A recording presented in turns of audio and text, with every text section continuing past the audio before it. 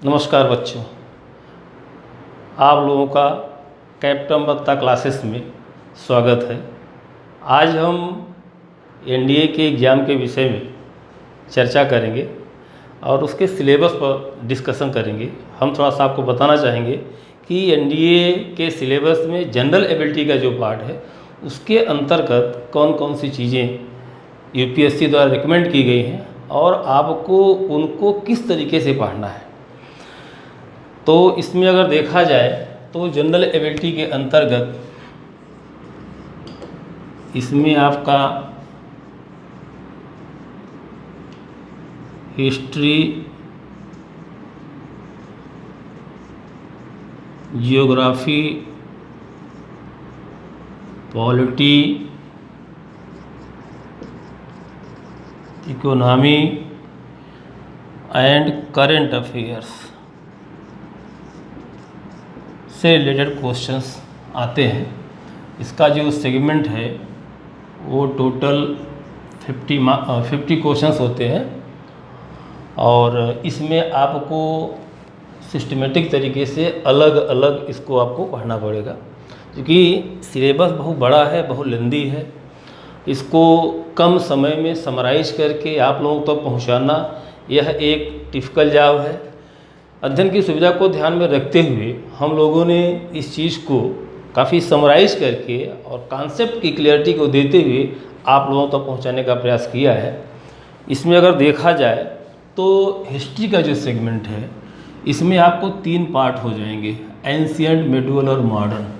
इस तरीके से अगर आप ज्योग्राफी में जाएंगे तो इसके आपके बेसिकली 2 पार्ट होंगे, वर्ल्ड ज्योग्राफी और इंडियन ज्योग्राफी। फिर इसमें और भी इसके सब डिविजन्स होंगे। पॉलिटी की बात किया जाए तो पूरा कॉन्स्टिट्यूशन का पार्ट है। इकोनॉमी जो वर्तमान में चल रहा है उससे रिलेटेड इकोनॉमी से क्वेश्चंस आते हैं और करंट अफेयर, समसामयिक जो घटनाएं हैं वहाँ से भी क्वेश्चन पुटअप किए आते हैं। हालांकि सिलेबस तो बहुत लेंदी है, लेकिन यूपीएससी का जो रिकमेंडेशंस है आपके लेवल को ध्यान में रखते हुए, जैसे इंटरमीडिएट पास आउट जो बच्चे आते हैं उनका विजन इतना बृहद देखना जो है नहीं होता है, क्योंकि साइंस ग्रुप के मोस्टली जो बच्चे होते हैं उनका पूरा जो समय आता है मैथमेटिक्स है, फिजिक्स है, केमिस्ट्री है, उस पर पढ़ने के लिए जाता है। तो ये चीज़ें आपके लिए बिल्कुल एकदम नई रहती हैं। लेकिन आप चिंता न करें, इसके लिए हम सब हैं। आपको उन चीज़ों को टू द पॉइंट आपके सामने वो बातें रखेंगे और कैसे इसको पढ़ना है इस पर पूरा हम आपको ब्रीफिंग देंगे।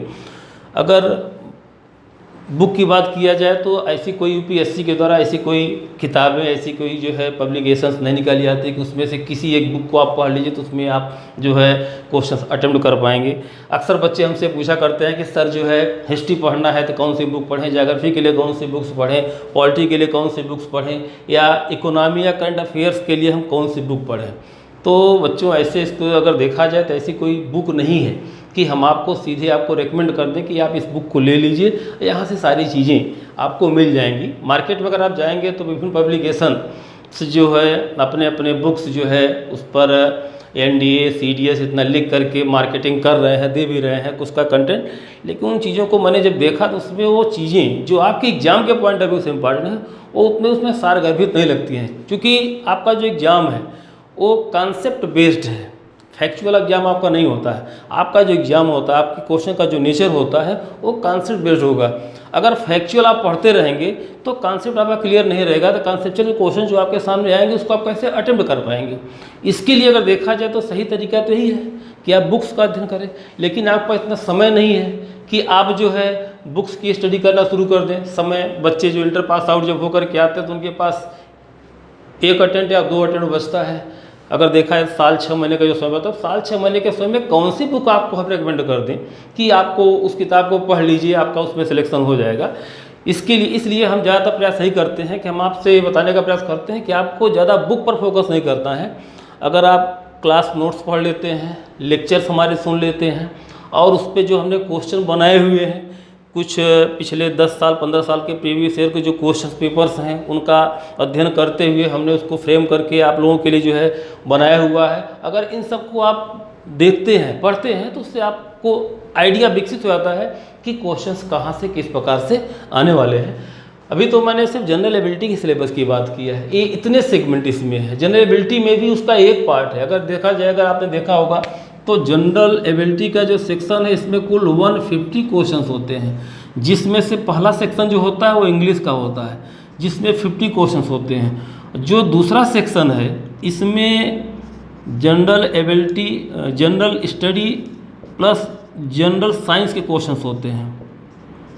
जनरल साइंस में अगर आप देखें तो इसमें जो है फिजिक्स है, केमिस्ट्री है और बायो के क्वेश्चंस आते हैं। और जनरल स्टडी मैंने आपको बता दिया, history, geography, polity, economy, current affair question आते हैं।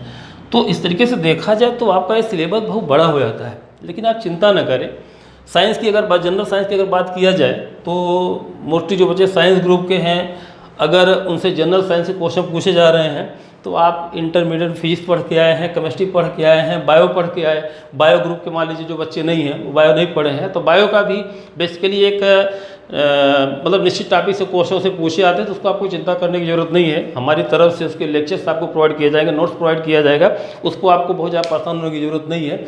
आपको बस इसको सोचना है, इस पर विचार करना है कि हाउ टू स्टडी और how to crack the examination. 2 question अपने दिमाग में बनाइए। ये ना समझिएगा कि बहुत जो हमको मतलब इसके लिए बहुत पढ़ना पड़ेगा, बहुत सारी चीज़ें करनी पड़ेगी, ऐसा कुछ भी नहीं है। आपको घबराने की बिल्कुल ज़रूरत नहीं है। आपको बस जो है एक सही दिशा में सही अप्रोच को लेकर के चलना है। आप सिलेबस का अध्ययन करें, सिलेबस को समझने की कोशिश करें और उसके अकॉर्डिंग अपनी स्ट्रेटजी बनाएं, प्लानिंग करिए और कम से कम समय में ज़्यादा से ज़्यादा कंटेंट आप तैयार कर सकते हैं।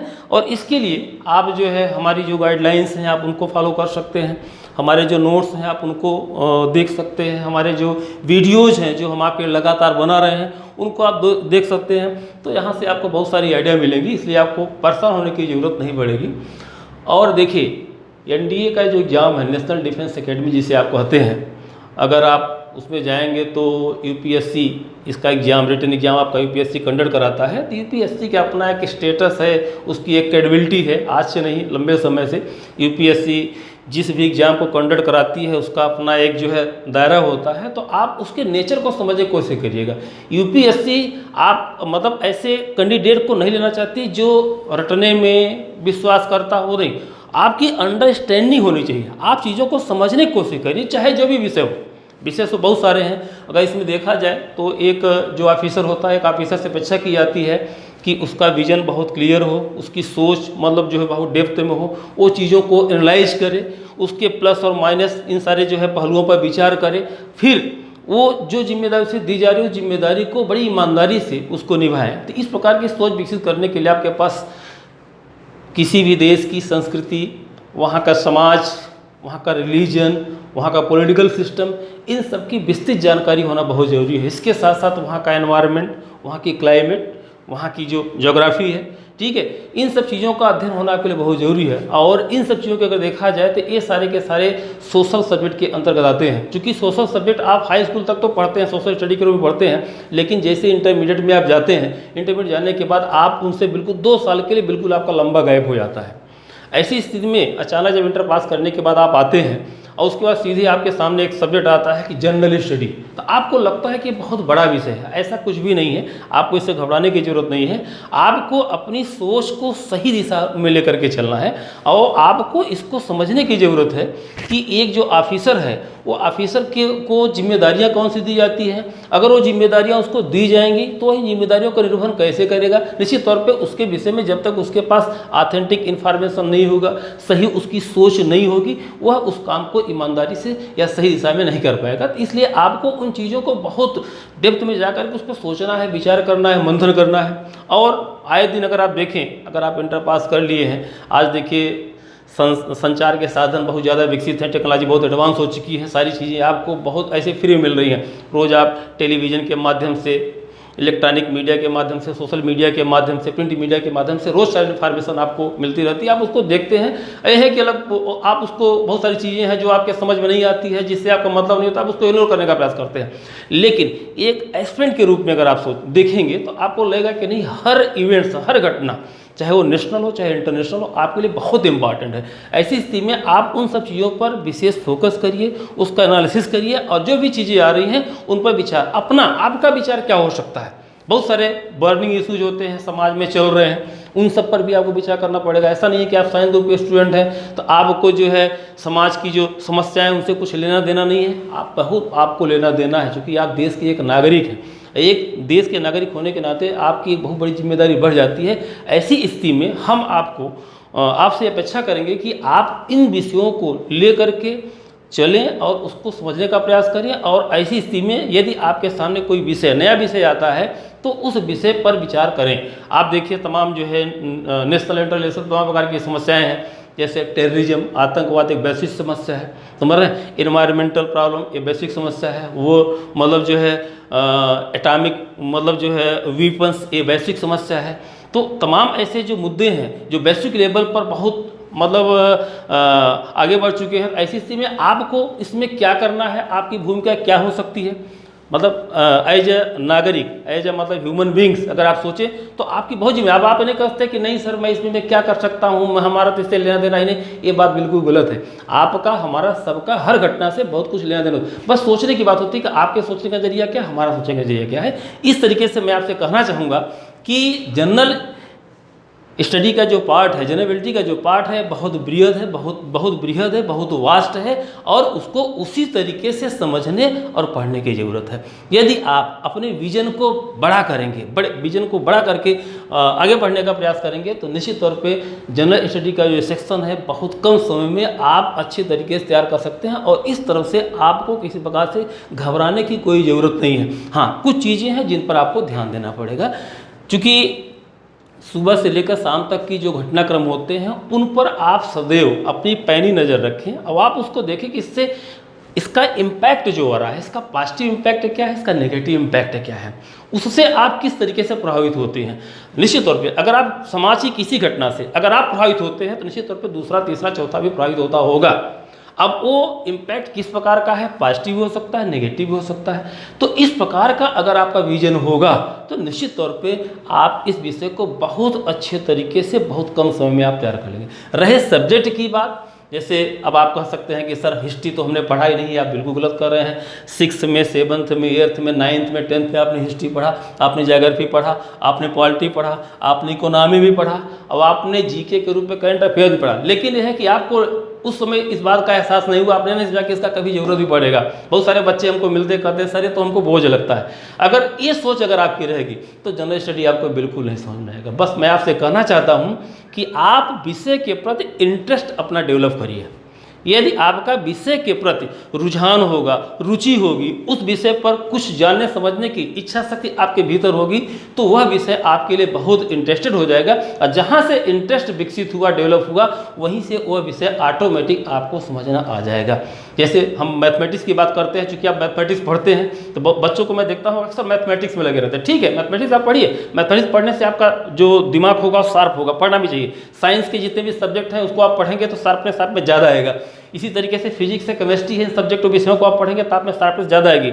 तो चूंकि उन विषयों को आप इसलिए पढ़ते हैं क्योंकि आपने उसको बहुत विस्तृत रूप में पढ़ा, उसमें आपके भीतर रुचि डेवलप हो गई और उसमें आपको अच्छा लगता है। चूंकि इस विषय से अभी आपका दूर दूर तक कोई समझ लेना देना नहीं रहा, अगर आपने कभी पढ़ा तो इसको आपने एग्जाम ओरिएंटेड और मार्क ओरिएंटेड पढ़ा हुआ है कि ये क्वेश्चन, इस क्वेश्चन का जो नाम क्वेश्चन आपको दिया गया, लिखाया गया या जो टिक कराया गया उसको हमने एज इट इज लिख दिया, हमको मार्क्स मिल गए, तो आप उसमें मतलब जो है हुआ कि बस मेरा तो काम हो गया कि इसको पढ़ा। लेकिन हम आपको बताना चाहेंगे कि जो भी आपके विषय है, चाहे मैथमेटिक्स है, चाहे साइंस है, चाहे जो इंग्लिश है, जो भी सब्जेक्ट, उससे कम history, geography, polity, economy, current affairs का इंपॉर्टेंस कम नहीं है। मैं आपसे बताना चाहूँगा कि सबका बराबर इंपॉर्टेंस है, हर सब्जेक्ट का रोल अपना है। अगर आप देखें तो पूरा जो आपका रिटन एग्जाम है, इसका टोटल जो जिसमें 2 सब्जेक्ट हैं, एक आपका मैथमेटिक्स है, मैथमेटिक्स में जो है 120 क्वेश्चन आते हैं जिसमें 300 मार्क्स के क्वेश्चन होते हैं, और जो दूसरा आपका पेपर है जनरल एबिलिटी का है, ये 600 का होता है। इसमें भी मैंने आपको बताया 3 सेक्शन होते हैं, एक इंग्लिश का होता है, इससे 50 क्वेश्चन होते हैं। दूसरा जो है सेक्शन होता है उसमें जनरल स्टडी जनरल साइंस होते हैं, जिसमें जो है 100 क्वेश्चन होते हैं। एक क्वेश्चन इसमें जो है 4 मार्क्स का होता है। मैथमेटिक्स एक क्वेश्चन लगभग 2.5 मार्क का होता है। इस तरीके से देखा जाए तो 150 मतलब 600 का, तो एक क्वेश्चन 4 नंबर का बहुत इंपॉर्टेंट है। और ये 4 नंबर मतलब 4 नंबर को आप बहुत इजीली प्राप्त कर सकते हैं कुछ चीज़ों को ध्यान देकर के। इंग्लिश आपका सब्जेक्ट रहा, इंग्लिश में तो कोई दिक्कत ही नहीं है, वो भी बिल्कुल ग्रामर का पोर्शन है। ग्रामर में चीज़ों को आपको समझना पड़ेगा। अगर आप उन चीज़ों को समझ लिए तो उससे रिलेटेड जो क्वेश्चन है उसको आप बहुत इजीली कर ले जाएंगे। तो इस प्रकार से मैं कह सकता हूँ कि अगर पूरी तरह से इसका एनालिसिस करके विस्तृत स्वरूप को समझ करके अगर आगे बढ़ने का प्रयास किया जाए तो एनडीए का एग्जाम, रिटन एग्जाम क्रैक करना बहुत आसान हो जाएगा। ये मुश्किल काम नहीं होगा। लेकिन यह है कि हाँ, आपको अपनी सोच को पॉजिटिव बना करके उस दिशा में आगे बढ़ करके प्रयास करने की जरूरत है। आपको घबराना नहीं है कि इतना बड़ा, ऐसे जनरली अगर देखा जाए उसमें लोग कहते हैं इसमें कितने सेगमेंट आते हैं, हिस्ट्री पढ़ना है, ज्योग्राफी पढ़ना है, पॉलिटी पढ़ना है, इकोनॉमी पढ़ना है, करंट अफेयर पढ़ना है, इसमें जो है जनरल फिजिक्स पढ़ना है, जनरल केमिस्ट्री पढ़ना है, जनरल बायो पढ़ना है, फिर इंग्लिश पढ़ना, गिनाने के लिए इसमें बहुत सारा हो गया। तो इससे आप घबराइए नहीं, आप उसको समझिए कि इसमें बहुत सारी चीज़ें ऐसी हैं जो आप पिछले 12 साल से पढ़ रहे हैं। अगर आप देखें तो आपका एकेडमिक करियर 12 साल का होगा। इन 12 सालों में क्या आपने कुछ नहीं पढ़ा है? बहुत कुछ आप पढ़ा है, उसको रिकैप करने की ज़रूरत है। तो आपको यहाँ पर हम वही चीज़ें जो आपका पिछले 12 साल का एकेडमिक करियर रहा, उन सारी चीज़ों को रिकैप आप स्वयं रिकैप करें। हम आपको रिमाइंड कराएंगे कि आप उनको कैसे रीथिंक करके उसको जो है एक सिस्टम में लाने का प्रयास करेंगे। अब इसके लिए हमारा जो है ये वीडियोज़ हैं, जो लेक्चर्स हैं, आप इनको देखेंगे, समझेंगे तो ऑटोमेटिक आपके भीतर वो चीज़ें जो है विकसित होना शुरू हो जाएंगी। और जैसे ही चीज़ें आपके समझ में आनी शुरू होंगी, आपका काम आसान होना शुरू हो जाएगा। फिर आपके अंदर उसके प्रति एक मतलब जो है पॉजिटिव सकारात्मक सोच विकसित होगी।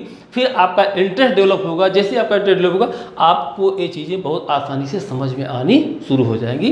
तो आज मेरा एक छोटा सा एक जो है ब्रीफिंग था, मतलब जो है एनडीए एग्जाम के पॉइंट ऑफ व्यू से जनरल एबिलिटी के पार्ट को ध्यान, चूँकि बेसिकली मेरा जो फोकस रहा जनरल एबिलिटी पे ही रहा, मैंने थोड़ा सा ब्रीफ किया मैथमेटिक्स और जो है इंग्लिश के संदर्भ में। चूँकि हमारा मेन जो फोकस है आज का, जो हमारा लेक्चर का जो फोकस रहा है, ये बताने जनरल एबिलिटी के विषय में बताने का था, history, geography, polity, economy, current affair. तो इससे आपको घबराने की ज़रूरत नहीं है।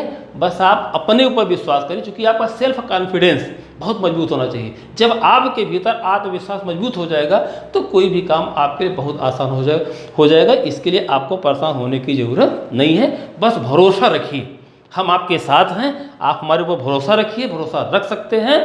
और इसके पहले अगर आप हमें जानते होंगे, हम तो पिछले 18 साल से इस क्षेत्र में टीचिंग कर रहे हैं। अगर आप नहीं जानते होंगे तो अपने मित्रों से पूछिएगा कैप्टन बत्ता क्लासेस के बारे में, या कैप्टन बत्ता के सर लोगों की जो टीम है लंबे समय से पढ़ा रहे हैं। तो उन सब पर मतलब ऐसा नहीं है कि आज हमने, अब चूँकि समय का परिवर्तन है, समय का दौर है, आज हमको जो है वीडियो चैनल के माध्यम से आपको सामने आना पड़ रहा है, तो आपको समझने की ज़रूरत है।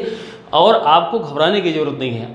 हम आपके साथ हैं, आप हमारे साथ हैं। आपकी हर समस्या का समाधान हमारे लिए बहुत ज़रूरी है, और आपकी हर समस्या का समाधान हम करेंगे। आपको चिंता करने की ज़रूरत नहीं है।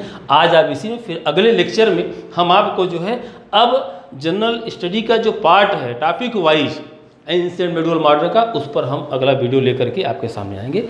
Thank you.